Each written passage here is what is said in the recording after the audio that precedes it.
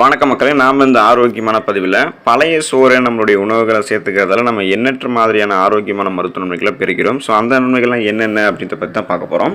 நம்முடைய முன்னோர்கள் எவ்வளவு வசதியானவர்களாக இருந்தாலும் சரி, வயல்களில் வேலை பார்ப்பவர்களாக இருந்தாலும் சரி, அவர்களுடைய தினசரி காலை நேர உணவாக பழைய சோறும் அதில் ஊற்றிய புளிச்ச தண்ணீரும் தான்.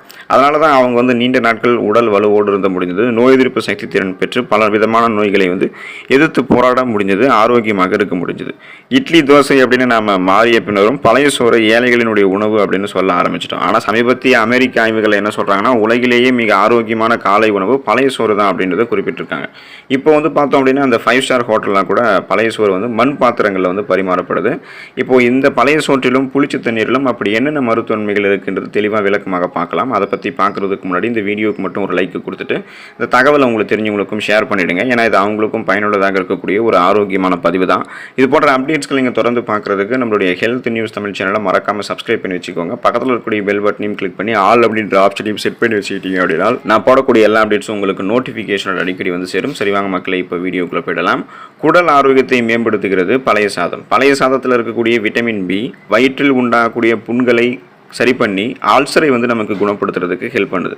அப்போ இந்த பழைய சாதத்தை நம்ம நொதிக்க வைக்கும்போது அதில் ஏராளமான நல்ல நுண்ணுயிர்களும் பாக்டீரியாக்களும் ஊட்டச்சத்துக்களும் உற்பத்தி ஆகுது. ஸோ இது நம்மளுடைய உடலில் pH அளவை மேம்படுத்துவதோடு குடலில் இருக்கக்கூடிய நல்ல பாக்டீரியாக்களினுடைய உற்பத்தியும் மேம்படுத்துது. இதனால் நமக்கு குடல் ஆரோக்கியமாக இருக்கும். அதாவது அந்த குடலில் இருக்கக்கூடிய நல்ல பாக்டீரியாக்கள் தூண்டப்படுவதால் செரிமானம் சார்ந்த எந்த பிரச்சனையுமே இருக்காது. குடல் இயக்கம் எல்லாம் ஆரோக்கியமாக இருக்கும். தொற்றுகளும் குடலில் எதுவுமே ஏற்படாது. குறிப்பாக புண்கள் எல்லாம் இருக்குது அப்படின்னா, அந்த அல்சர் மாதிரியான பிரச்சனைகள் இருக்குது அப்படின்னா அது விரைவில் சரி பண்ணிக்கிறதுக்கு பழைய சோறு ரொம்ப ஹெல்ப் பண்ணும். ஏன்னா இது குடலில் இருக்கக்கூடிய நல்ல பாக்டீரியாக்களை ஊக்குவிக்கக்கூடிய தன்மை கொண்டிருக்கு. மலச்சிக்கலை தீர்க்கும் பழைய சாதம். நம்முடைய வயிற்றில் இருக்கக்கூடிய ஆரோக்கியமான பாக்டீரியாக்கள் ஜீரண சக்தியை மேம்படுத்த செய்வதோடு ஆரோக்கியமான குடல் இயக்கத்திற்கும் உதவி செய்யும். ஸோ அதில் நிறைய பிரச்சனைகள் ஏற்பட்டுச்சு அப்படின்னா பழைய சாதம் சாப்பிடும்போது அந்த பிரச்சனையை கியூர் பண்ணிக்கலாம். பழைய சாதம் மிகச்சிறந்த மலமிளக்கியாக செயல்படுவது. அதனால் மெட்டபாலிசம் இருக்குங்க இல்லையா, அந்த வளர்ச்சிதை மாற்றத்தை நமக்கு அதிகரிக்கும். குடல் இயக்கங்கள் இதனால் சீராக இருக்கிறதால சீரற்ற குடல் இயக்கம், கடுமையான மலச்சிக்கல், அஜீரணம் கோளாறு, செரிமானம் தொடர்பான பிரச்சனைகள், வயிற்று வலி, வயிற்று உப்புசம், வாயு, வயிற்று மந்தம், இந்த மாதிரி நிறைய வயிற்று பொறுமல் போன்ற வயிறு சார்ந்த பிரச்சனைகள் எல்லாத்தையுமே நமக்கு அது கியூர் பண்ணிவிடும். ஸோ மலச்சிக்கலை நமக்கு பழைய சாதம் தீர்த்துவிடும். தலைமுடி மற்றும் சருமத்தை ஆரோக்கியமாக வைப்பதற்கு நம்மளுடைய உணவுகளில் பழைய சோறை எடுத்துக்கொள்ளலாம். அதாவது நம்மளுடைய சருமமும் தலைமுடியும் உள்ளிருந்து அழகாக்கப்படும் பழைய சோறை எடுத்துக்கொள்ளும் போது நொதிக்க வைக்கப்பட்ட இந்த பழைய சோறு, அப்புறம் இந்த புளிச்ச தண்ணீர், அதனுடைய வடிகட்டிய அந்த நீர், இது எல்லாமே தலைமுடிக்கு சருமத்திற்கும் போதிய ஊட்டச்சத்து கொடுப்பதோடு சருமத்தை வயதான தோட்டத்திலிருந்து மாற்றி ஆரோக்கியமாக ரெஃப்ரெஷ்மெண்ட்டாக புத்துணர்ச்சியாக நமக்கு வச்சிருக்கும், சுறுசுறுப்பாக வச்சிருக்கும். கோலோஜன் உற்பத்தியை நம்மளுடைய சருமத்தில் அதிகரிக்க செய்வதால் நெகிழ்வு தன்மை நம்மளுடைய சருமத்துக்கு இருக்கும். அந்த வறண்ட சருமம் எல்லாம் இருக்காது, நெகிழா தன்மை எல்லாம் இருக்காது. சருமம் நெகிழக்கூடிய தன்மையோட நமக்கு இருக்கும். சுருக்கமெல்லாம் நம்மளுடைய சருமத்தில் இருக்காது. அதே போல பழைய சாதத்திலிருந்து வடிகட்டிய நீர் தலைமுடிக்கு இயற்கையான கண்டிஷனராக செயல்படுவதால் அதை நம்ம பயன்படுத்தி பார்க்கலாம். ஸோ தலைக்கு ஷாம்பு பயன்படுத்தி தலையை அலசினதுக்கு அப்புறம் இந்த நொதிக்க வைத்து அந்த தண்ணீரை ஊற்றி தலையை அலசணும் அப்படின்னா தலைமுடி உறுதியாகவும் பளபளப்பாகவும் மாறும்.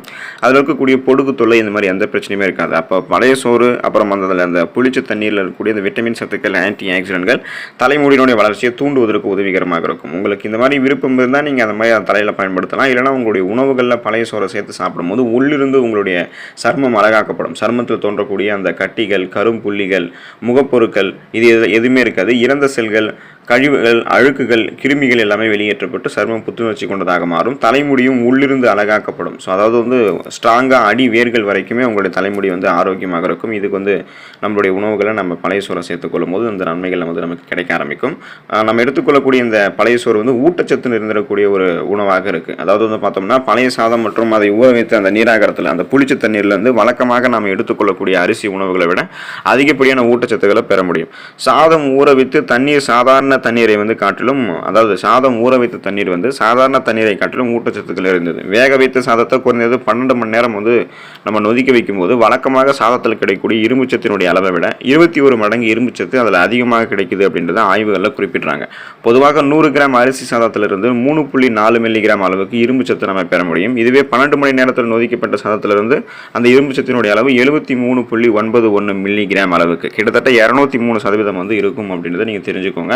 ஸோ இந்த அளவுக்கு ஊட்டச்சத்துக்கள் இருக்குது அப்படின்னா நம்ம எடுத்துக்கொள்ளக்கூடிய அந்த பழைய சோறு நமக்கு மருத்துவமைகளை கொடுக்கும். ஏன்னா பழைய சோறு வந்து நமக்கு பல நோய்களை வந்து நமக்கு தீர்க்கும்.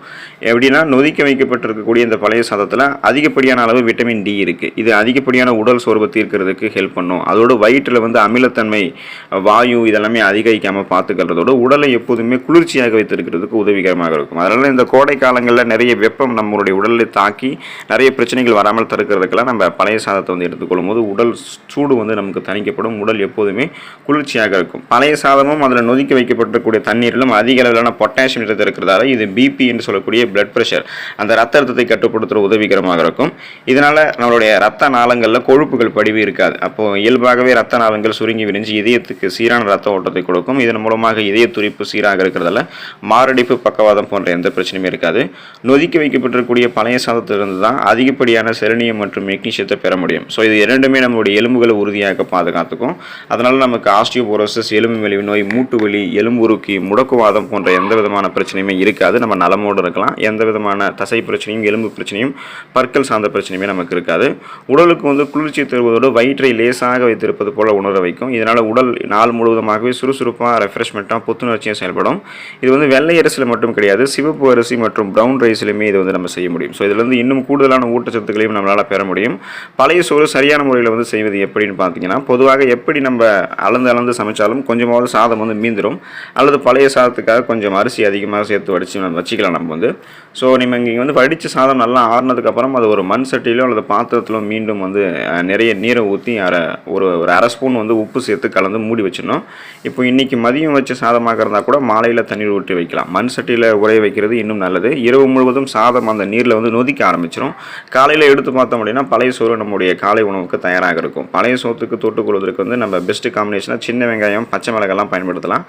நன்கு தண்ணீரில் ஊற்றி இருக்கக்கூடிய சாதத்தை கைகளால் பிசைஞ்சு தேவையான அளவு உப்பு சேர்த்து கரைத்து குடிக்கலாம். ஸோ இந்த நீரை வந்து தனியாக வடித்து எடுத்துக்கும் போது நீராகாரமாகவும் நம்ம குடிக்கலாம். அந்த சாதத்துலேருந்து தயிர் அல்லது மோர் சேர்த்து சாப்பிட்டும் நம்ம எடுத்துக்கலாம், நம்ம பழக்கப்படுத்திக்கலாம்.